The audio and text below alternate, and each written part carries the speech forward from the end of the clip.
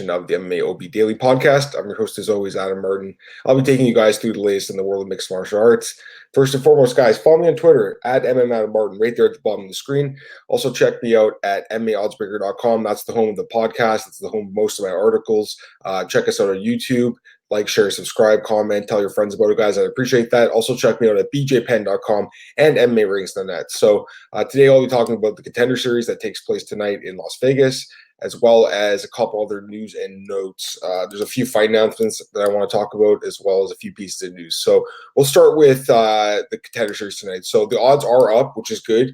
They were posted this morning, I think around 8 o'clock. So I saw that when I woke up, which is pretty sweet. Sometimes I do the show and there's no odds for the Contender Series, so that's good. Hopefully the PFL guys can get their act in order so we can get the odds out, so we can preview PFL Thursday mornings. Sometimes they don't come out until Thursday afternoon. Anyways, let's talk about Contender Series. So some pretty good fights from the looks of it. Let's start from the top and work with the bottom here.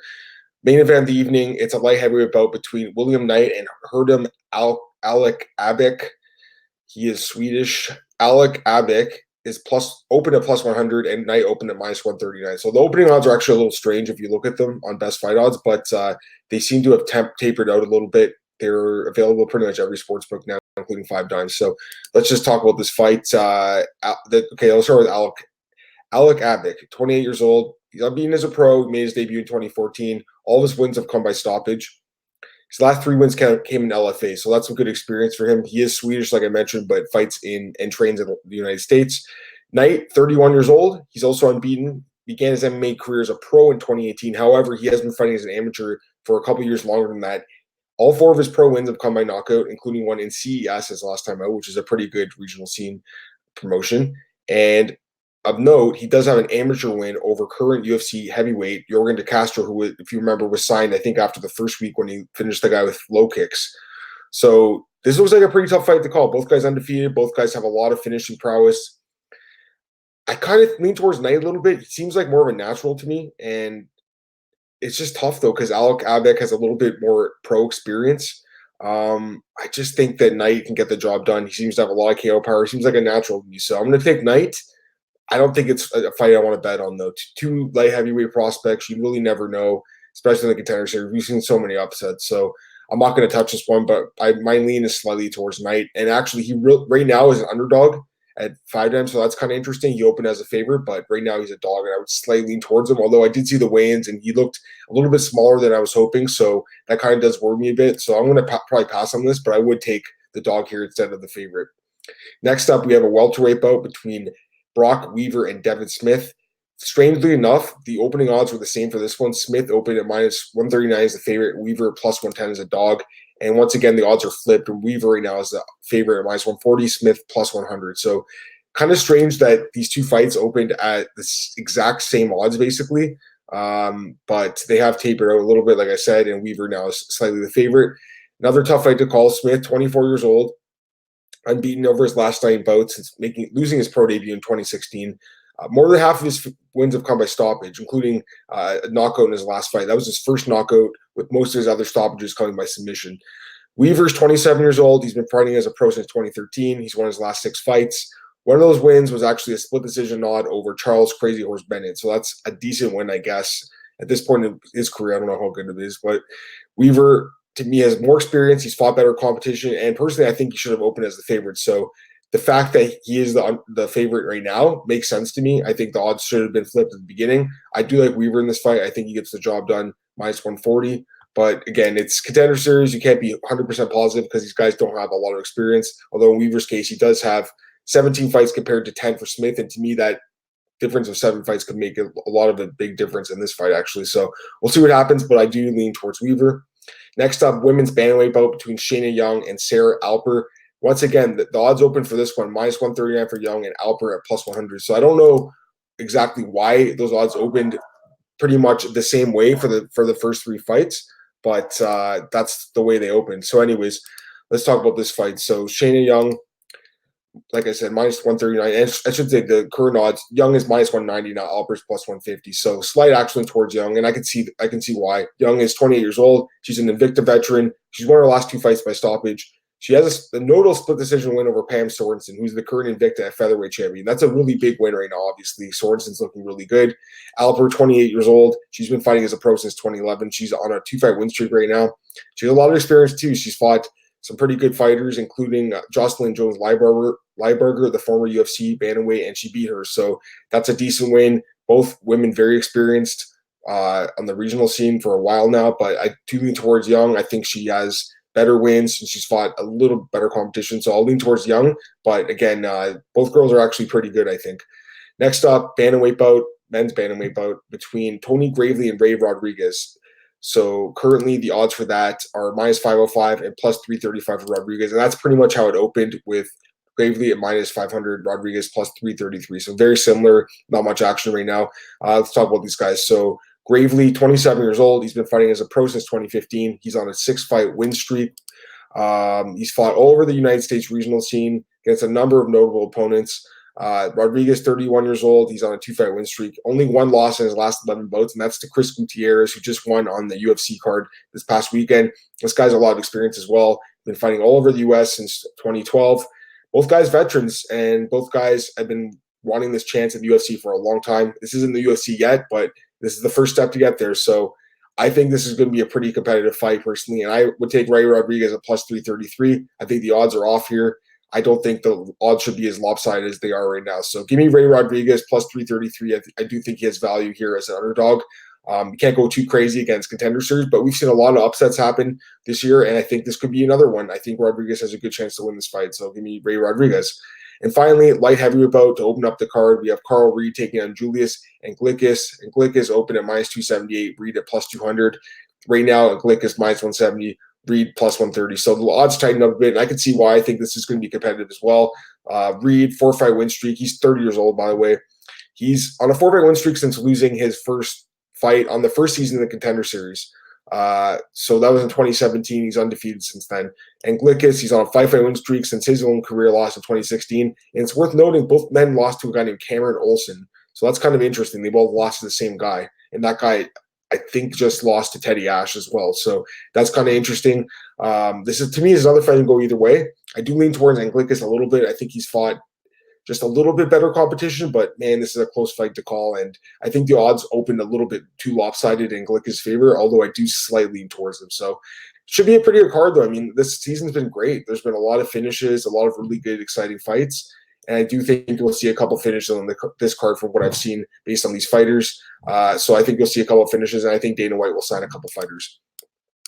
News. Let's see here. Stipe Miocic was interviewed by TMZ at the airport, I believe, in LA, and he was asked if he wants to fight Jon Jones, and he said yes, he does. So that's interesting. Obviously, Jon Jones is still a light heavyweight, and Stipe is not a champion at heavyweight, so I don't see that fight happening anytime soon. However, I should note that Jon Jones also went on Twitter yesterday, and he talked about moving up to heavyweight. He says he's not interested in it. He says it's just something that doesn't interest him. And to me, I think you got to be critical about Jon Jones saying this because, listen, Jon Jones is amazing. Jon Jones is the best fighter ever, in my opinion, but if he really, really wants to build that legacy and make it so that no one could ever top him, he should move up another weight class and try his hand at a different weight. I mean, again, all the greats in MMA, not all the greats, but a lot of the greats have fought at multiple weight classes. GSP fought at middleweight, won the title there. Anderson Silva fought light heavyweight.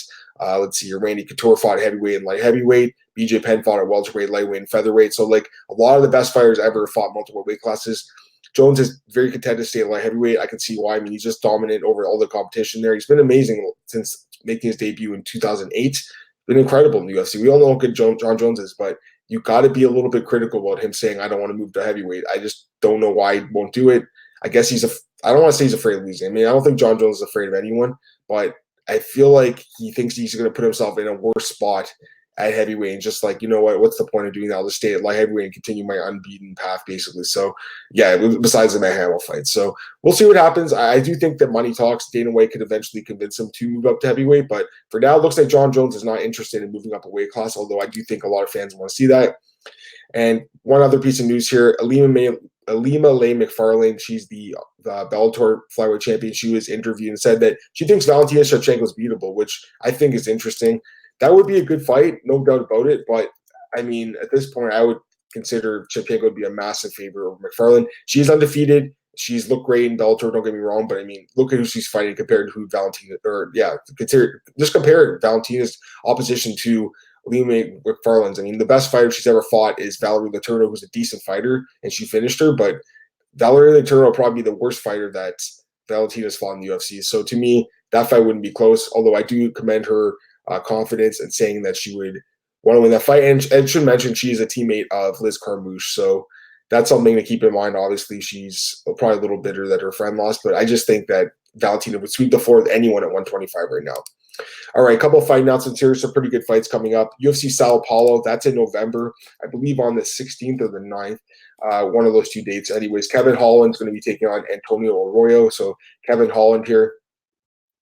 Let's see, Kevin Holland, 15-4 record. He's currently on a 3-fight win streak. He's 3-1 in the UFC. He's looked okay in the UFC. Last couple of fights were very close against Jericho and Mearshart. Some people thought he lost those fights. So he's been in some close fights lately, but I do think that he's a decent fighter. He has that huge win over Jeff Neal from 2017 now. That looks amazing in hindsight. Jeff Neal is so good. So that knockout win looks amazing. And he takes on Antonio Arroyo in his next fight. Antonio Arroyo, let's pull his record here. 9-2. He just picked up a big win on the Contender Series a couple weeks ago. He submitted Steven Regman. He's actually on a 5-fight win streak, including a win on the Brazilian Contender Series last summer. So this guy's pretty good. Most of his wins are by stoppage. This should be a good fight. He is fighting Brazil, Arroyo is, so that should give him an advantage here, I guess. But I do lean towards Holland a little bit. I mean, the guy's getting the job done in the UFC, and to me, that's obviously a lot better than some of the fights, and it's only the promotions that this guy's fought in. Although, to be fair, Contender Series obviously is a good promotion, and he has also fought in LFA, notably, and he lost to Herdem Alec Abek, who I just talked about earlier on. So Arroyo's got some experience, but I think Holland probably is a better fighter at this point. We'll see what happens, though. It should be a close fight. This is a really good fighter. I like this one. Jessica Eye will fight Viviane Araujo at UFC 245. That's in Vegas at the end of the year in December. So we have fights already being announced for that card. I've talked about this in the podcast recently. We're going to start seeing a lot of these fights towards the end of the year start getting booked up. And you'll probably start seeing 2020 fights being booked soon, crazy enough. So Jessica Eye, she's coming off that brutal knockout loss to Valentina Shevchenko, the head kick loss. But before that, had won 3 straight fights at flyweight. So she's looked a lot better at flyweight, but I mean, she got caught by Valentina. A lot of people do. I don't think there's any shame in that. She takes on Viviane Araujo here, 8-1 record, 32 years old. She's 2-0 in the UFC. Knocked out Talita Bernardo in her UFC debut, brutal fashion, back at UFC 237, which I was at in Brazil. And then in her last fight, beat Alexis Davis by decision at UFC 240. So I think you got to go with Araujo here. She's on the 5-fight win streak. She's finishing pretty much everyone except for Davis, who's very tough. And she looked amazing in that fight with Bernardo. So I like Araujo here. Eye has more experience. Obviously, she's a bigger fighter, but I think Araujo's catching Eye at a really good time coming off that knockout loss. A couple other fights here. UFC China gets another fight. Forgive my pronunciation on these guys' names. Batgerel Danaa against Heili Alateng. So let me just pull these guys up. Again, apologies for the names. I probably butchered those guys. All right, so Batgerel, he's a Mongolian fighter, 6-1 record. He's on a 2-fight win streak right now, both by stoppage. He actually does have a win over Kai Kara France from 2013. So that's a really good win looking back because Kai Kara France is a really good fighter. I think he's currently fighting in the UFC flyweight division. And he takes on Alateng, Heili Alateng. He's 12-7-1. He's coming off a 2-fight win streak as well. And as far as notable opposition, not really anyone I'm seeing except for Yadong Song, who he lost to in 2013. So that's the most notable fighter he's fought. Like I said, he's on a 2-fight win streak. He does have quite a bit of knockouts. He's fought a lot on the road. I have to look into this one more. Can't really even give you a pick in this fight, but both guys obviously fighting close to home, considering this fight is in China. And last but not least, Angela Hill will be taking on Ariane Carnelossi at UFC Mexico City. So I believe this is a injury replacement fight. Yes, she was supposed to fight Estela Nunez, and Nunez was removed from the fight due to a failed drug test. So I think that news came out yesterday or something. Anyways, Angela Hill, 9-7 record. She's lost 3 of her last 4 fights, including a decision loss to Zhao Yan in her last fight. And she'll be taking on Ariane Carnelossi in her next fight here at UFC Mexico City next month. Carnelossi, she is 12-1. She's on a 12-fight win streak, so that's pretty impressive. She has 1 career loss to Amanda Ribas back in 2014. Ribas will be fighting Mackenzie Dern in October, so that's obviously not a bad loss. Ribas is really good. She's coming off a really good knockout win over Caitlin Souza at the Future FC card.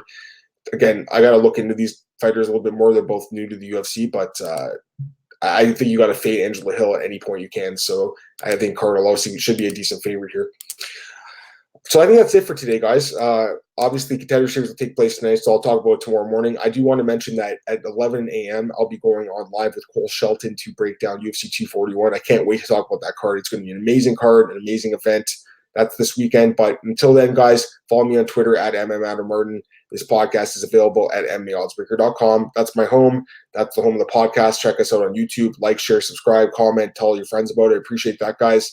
Also, check me out at bjpen.com. Always breaking news there. And MMARings.net. I just actually posted an article of Valentina Shevchenko and why, even though she is a dominant champion at 125 and could be the next Anderson Silva in a women's weight class, I do think there are still a lot of fresh challenges for her. So check that article out, guys. I'll be back on the podcast actually at 11 talking about UFC 241. If you want to join me there, feel free to. If not, I'll see you guys tomorrow breaking down and recapping UFC Contender Series tonight. Have a good one, guys. Talk to you later.